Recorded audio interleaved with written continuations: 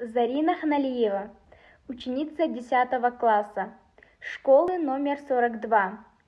Макжан Жумабаев, мать. В полночный час с младенца в колыбели, тревожных глаз в тишине сводит мать, румянец лихорадочный и еле, дыхание теплится, да так, что не слыхать. Безмолвствует и в темень погружает, глухая ночь, лишая сна двоих.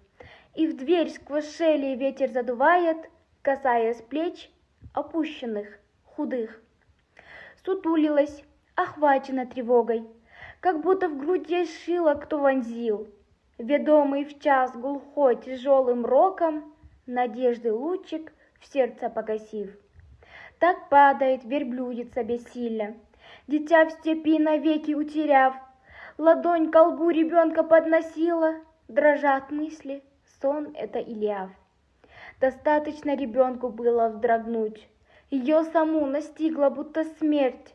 Глаза от страха все сильнее мокнут, уходит из-под ног земная твердь. В ушах от тишины безмолвный звонко, а за окном мир погрузился в хляб.